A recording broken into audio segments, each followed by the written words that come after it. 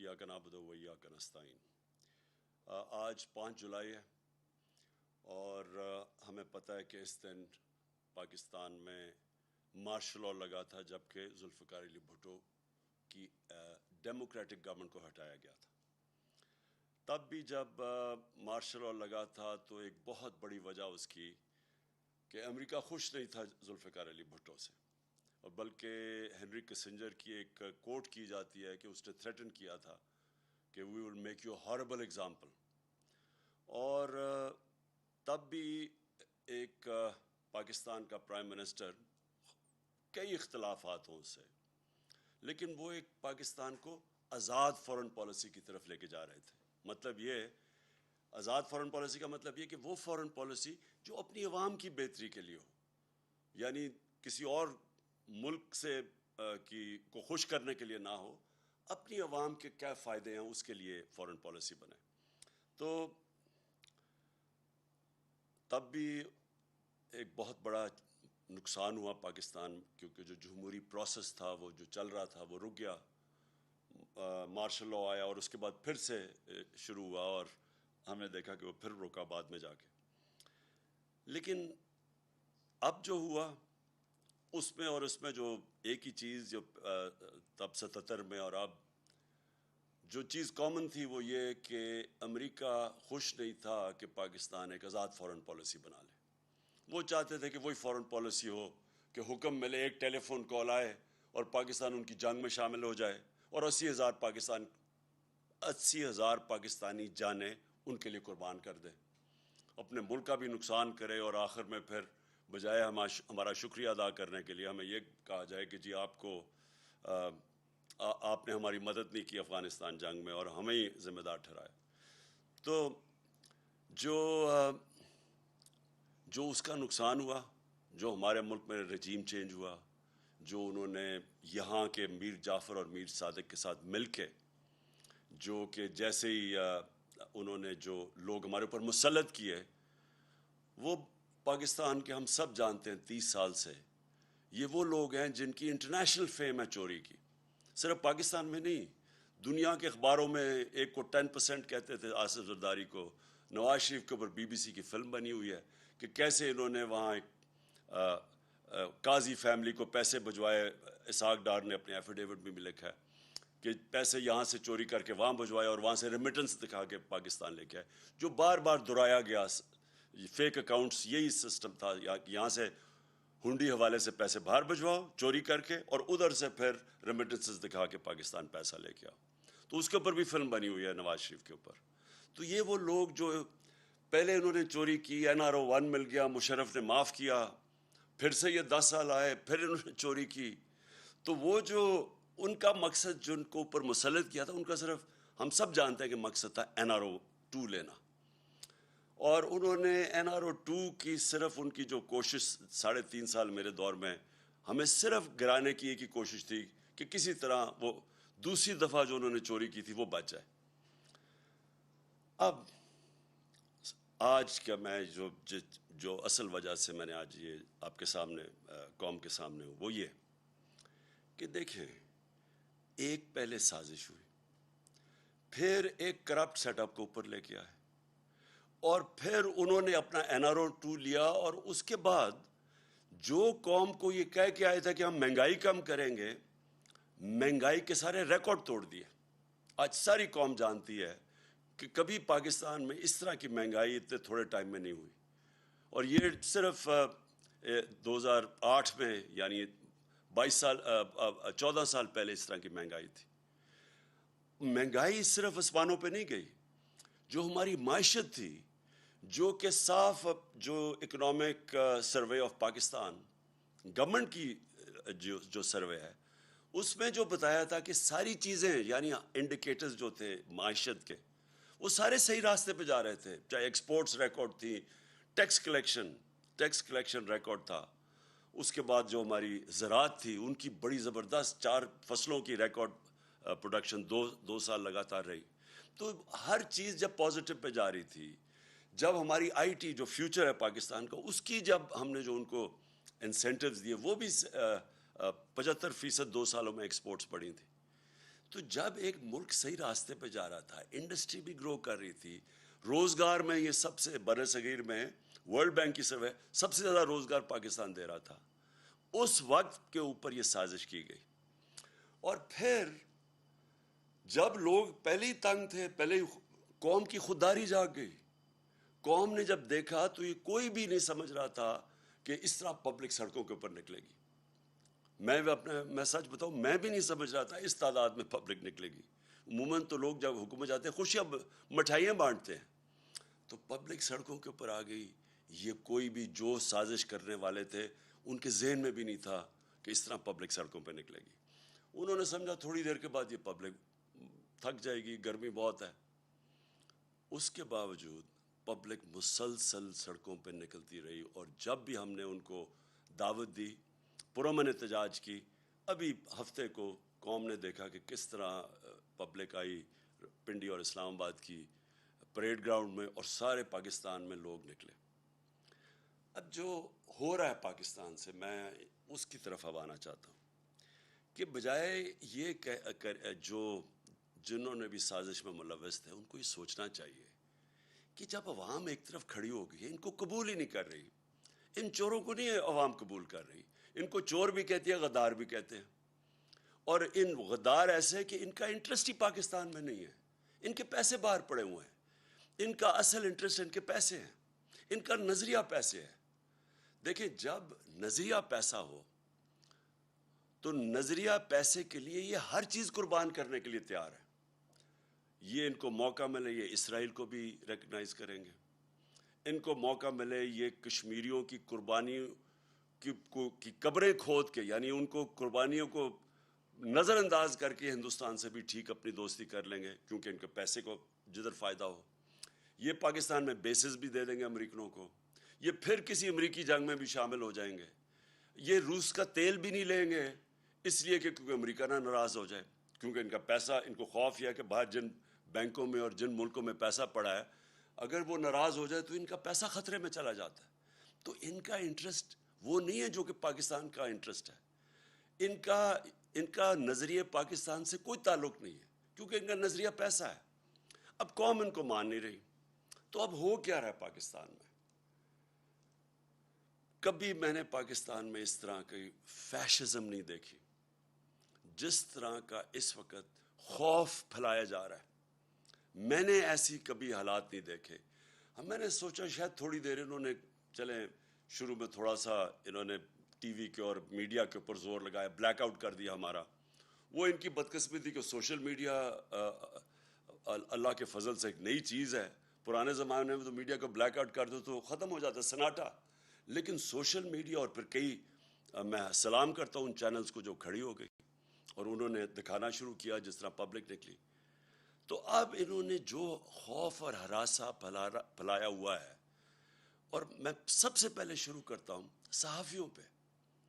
دیکھیں, martial law کے دنوں میں ہمیں پتہ ہے پرانے زمانے میں تو صرف ایک ٹی وی چینل ہوتی تھی, پاکستان پی ٹی وی, تو اس وقت بڑا آسان ہوتا تھا انفارمیشن کو روکنے کے لیے. دنیا بدل چکی ہے, یہ چاہیں بھی تو آپ اس کو روک نہیں سکتے انفارمیشن کو. یہ سوشل میڈیا کا زمانہ ہے, آپ خبر نہیں روک سکتے. اگر آپ صحافیوں کو ڈرا کے, دھمکا کے, ایف آئی آرز کر کے یا لفافے دے کے اگر آپ ان کا منہ بند بھی کر لیں گے, سوشل میڈیا کا منہ کیسے بند کریں گے؟ ہر جس کے پاس موبائل فون ہے اس کی آواز ہے. وہ گھر میں بیٹھے ہوئے خواتین, بچوں کے پاس آج آواز ہے. یہ ایک ایسا کبھی ماضی میں نہیں ہوا. اس لیے جو یہ کوششیں کی جا رہی ہیں, یہ ایک ملک کو انارکی کی طرف لے کے جا رہی ہیں. اور یہ جس طرح کے صحافیوں سے کیا گیا, میں کیونکہ ایاز امیر کو میں تو 30 سال سے جانتا ہوں. ایاز امیر ایک ایسی آواز تھی کہ سارا جو بھی دانشور طبقہ پاکستان کا جو میڈیا میں ہے وہ سارے ایک چیز جانتے ہیں ایاز امیر کی. ایاز امیر کنٹرول نہیں ہو سکتا, وہ اپنی ضمیر کی آواز سنتا ہے, اس کا لفافہ نہیں دے سکتے آپ. اس کو وہ ایک ناڈر پڑھا لکھا انسان ہے. میری اس نے بہت تنقید کی ہوئی ہے ماضی میں, کیونکہ زیادہ تر تو مذاق اڑاتے تھے میری پالیٹکس کا, لیکن میں اس کی رسپیکٹ کرتا ہوں. اور جو اس سے کیا گیا ایاز امیر سے اس کی اس عمر میں جس طرح کیا گیا، یہ ہم ساری قوم کے لیے یہ ہے شرمناک واقعہ. اور یہ ایک پیغام دیا گیا ہے، یہ باقی صحافیوں کو پیغام دیا گیا ہے. اور پھر جو عمران ریاض خان، دیکھیں جو بھی آپ عمران ریاض خان کے متعلق کہیں، قوم اس کو محب وطن پاکستانی سمجھتی ہے، اس کو غدار نہیں سمجھتی. اس کی یوٹیوب پہ جو فالوئنگ ہے وہ ایسے نہیں ہے، لوگ بیوقوف نہیں ہیں. آج جو چینل، آج جو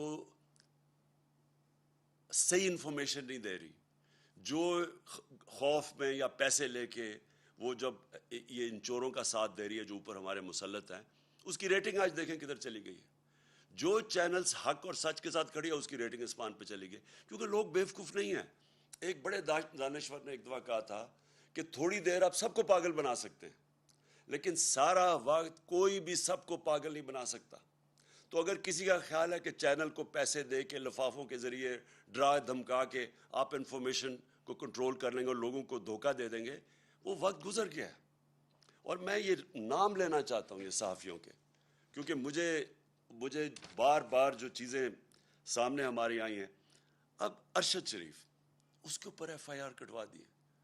ارشد شریف جس طرح اس کی فیملی بیک گراؤنڈ ہے، فوجی بیک گراؤنڈ سے، وہ سارے جانتے ہیں ارشد شریف، اس کا بھی کوئی قیمت نہیں ہے ضمیر کی. اس کو جس طرح ہراساں کیا جا رہا ہے کہ اس کا کسی طرح منہ بند ہو جائے. صابر شاکر وہ ملک چھوڑ کے چلا گیا.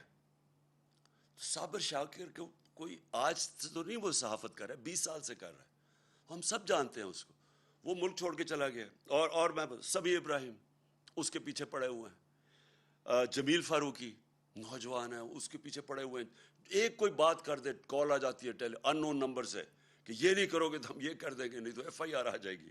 عدنان عادل وہ، اور میں عارف حمید بھٹی، میری بڑی تنقید کرتے ہیں عارف حمید، لیکن عارف حمید اس کو دھمکیاں دی جا رہی ہیں کہ تمہیں اب یہ کر دیں گے. اور ڈاکٹر محیط پیرزادہ یعنی وہ کوئی غدار ہے، اس کے اوپر اس کو خوف ڈرایا جا رہا ہے. اور میں سیاست پی کے کا خاص طور پہ کہنا چاہتا ہوں، ایک عدیل نوجوان ہے، وہ کینیڈا چلا گیا ہے کیونکہ اس کو اتنا انہوں نے خوف ڈرایا اور دھمکایا. ہمارا ارسلان، ہمارے تحریک انصاف کے وہ سوشل میڈیا کے ہیڈ، ان کے گھر میں چلے گئے. ان کی وہاں ماں تھی، ان کی بہنیں تھیں، وہ وہاں اس کا کزن آیا ہوا تھا، اس کو 15-20 لوگ اندر گھس گئے، اس کو مارا پکڑ کے، خوف پھیلایا ہوا. پھر ہمارے سوشل میڈیا ایکٹیوسٹ، وہ یوٹیوبرز، ٹک ٹاکرز، وہ میرے پاس آئے، وہ کوئی بات کرنے وہ اسی دوران میں آئے، ان کو کال چلی گئی وہاں سے، وہ کہ آپ نے یہ نہیں کہنا، وہ نہیں لکھنا. دیکھیں بات سنیں، میں آج یہ سوال پوچھتا ہوں سب سے، اپنی قوم سے، اور میں اپنی جوڈیشری سے سوال پوچھتا ہوں، کیا پاکستان میں فنڈامنٹل رائٹ سسپینڈ ہو گئے ہیں؟ پہلے بتا دیں کیا مارشل لاء لگ گیا یہاں؟ کہ یہ کون سی کیا آئین اجازت دیتا ہے ان چیزوں کا؟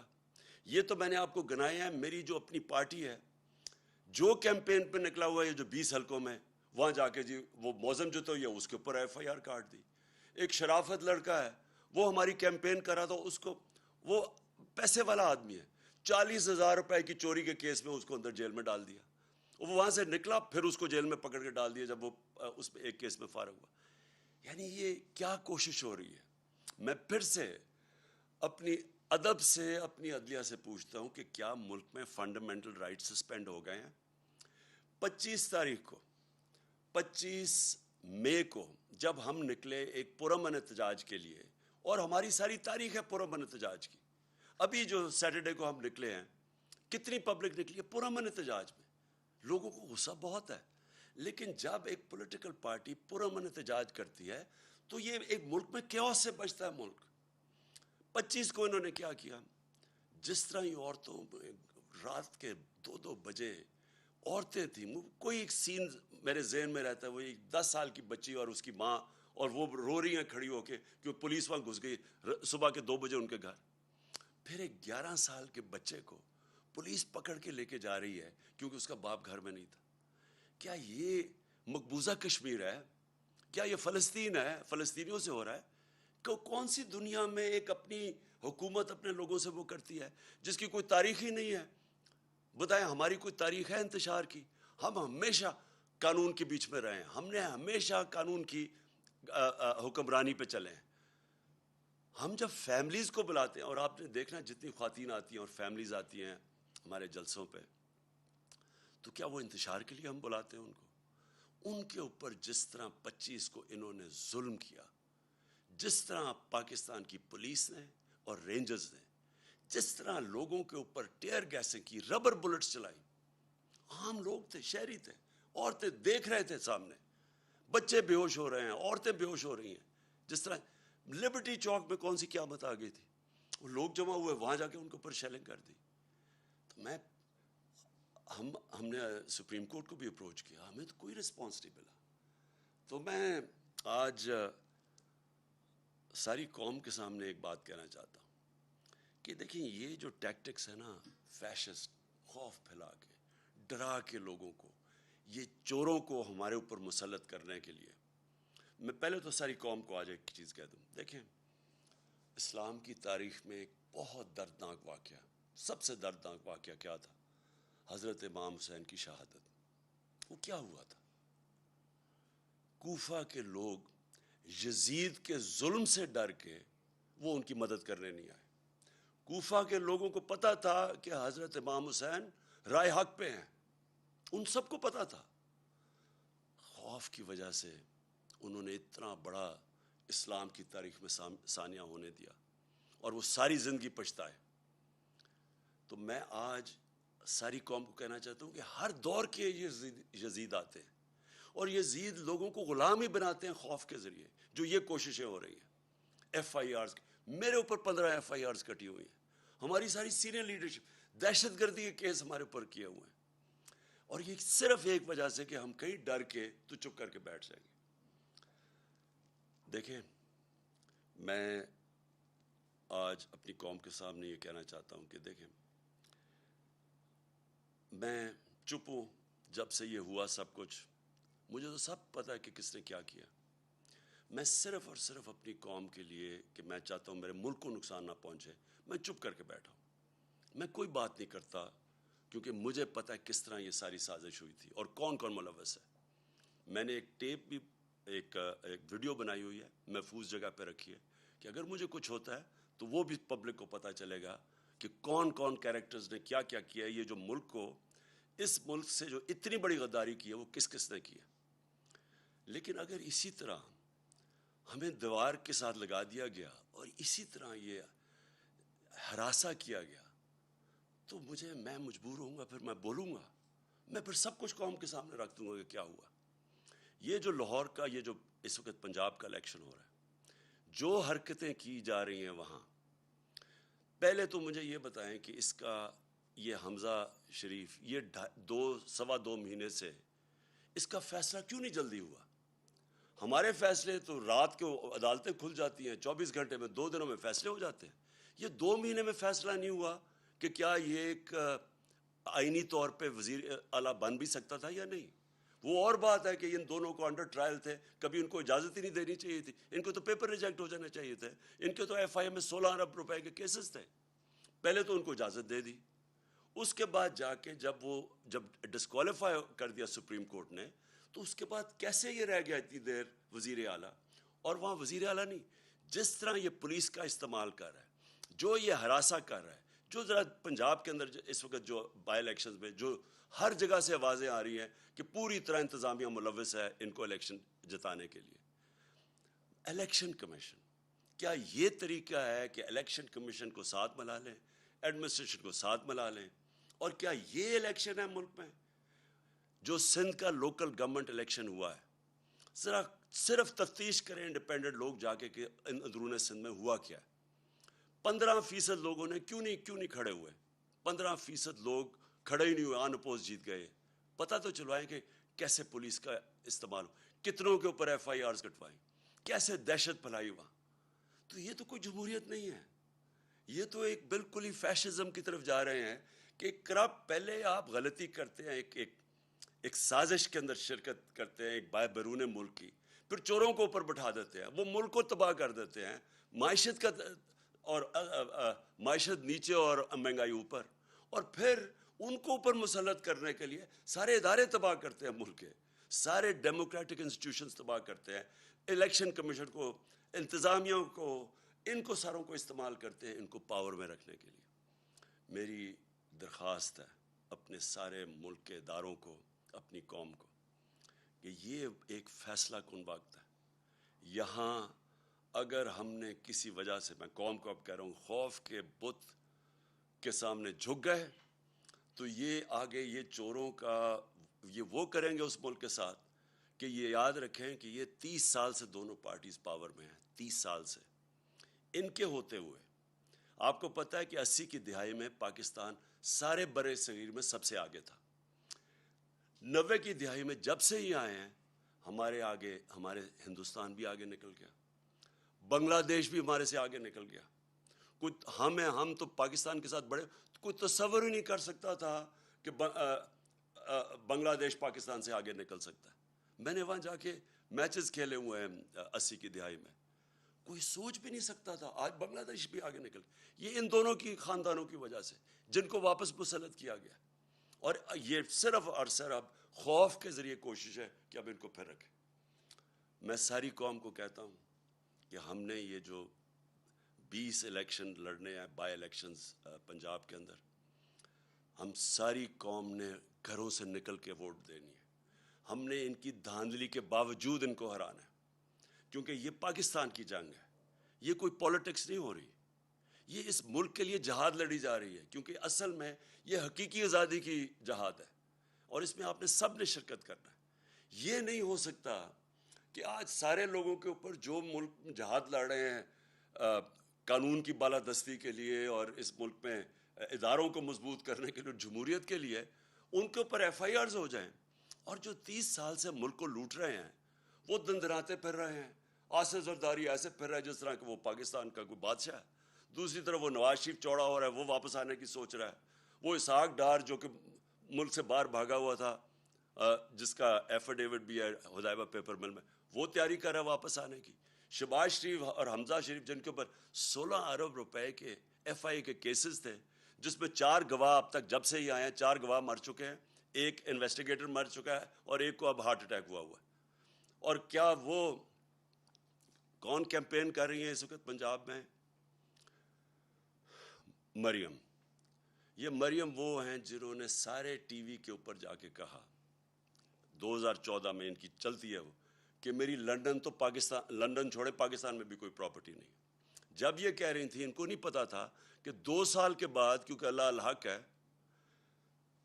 پینما کا انکشاف ہو جاتا ہے، جدھر پتہ چلتا ہے کہ لنڈن کے سب سے مہنگے علاقے میں لنڈن جانتا ہوں، سب سے مہنگے علاقے میں 4 بڑے بڑے مہنگے ترین اپارٹمنٹس ان کے نام پہ ہیں۔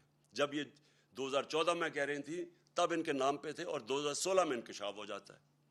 پھر عدالت میں جا کے ان کو سزا ہونی چاہیے تھی کہ اوتھ کے اوپر یہ کہتے ہیں، ایک کانٹریکٹ دیتے ہیں جس میں جس فونٹ جسے کلیبری فونٹ کہتے ہیں، وہ نکلتی ہے فونٹ جس میں کانٹریکٹ لکھا جاتا ہے، وہ 2007 میں آتی ہے اور 2006 میں کانٹریکٹ سائن کر جاتا ہے، یعنی جعلی کانٹریکٹ، سیدھا جیل تھا اس کے لیے۔ بدقسمتی ہمارے ملک کی طاقتور پکڑے نہیں جاتے، اور ایف آئی آرز کن کے اوپر ہو رہی ہیں؟ سوشل میڈیا ایکٹیوسٹ، وہ صحافی جو کہ سچ لکھ رہے ہیں۔ ہمارا اللہ کا حکم ہے امر بالمعروف، اچھائی کے ساتھ کھڑے ہو۔ یہاں یہ سارا نظام ہمیں کہہ رہا ہے برائی کے ساتھ کھڑے ہو، اچھائی کے ساتھ کھڑے ہو گے تو ایف آئی آر کٹ جائیں گی۔ سارے ملک کا نظریہ بھی تباہ کر رہے ہیں، رول آف لا بھی تباہ کر رہے ہیں، ادارے بھی تباہ کر رہے ہیں۔ نیب بھی آج گئی، نیب کا انہوں نے اب خود ہی نیب کے جج اپوائنٹ کریں گے، اپنے کیسز اپنے جج، یعنی ملزم اب قاضی بن جائے گا۔ ایف آئی اے تباہ، نیب تباہ، پارلیمنٹ یہ جو ہے، اگر نیشنل اسمبلی میں راجہ ریاض اگر اپوزیشن لیڈر ہیں تو سمجھ رہے ہیں وہ کیا رہ گئی نیشنل اسمبلی کی اہمیت۔ ادھر پنجاب میں عجیب ہی مذاق ہو رہا ہے، وہ ایک غیر آئینی طور پہ وہ وزیر اعلیٰ بنا ہوا ہے، وہ بھی تباہ۔ الیکشن کمیشن کے اوپر کسی کو اعتماد نہیں ہے، چیزیں نکلتی آ رہی ہیں کہ کس طرح صرف ان کا ایک مقصد ہے کسی طرح اس سیٹ اپ کو اوپر رکھنے کے لیے۔ تو اس لیے میں اپنی آج ساری قوم کو کہتا ہوں کہ ہمیں اب کھڑا ہونا پڑے گا.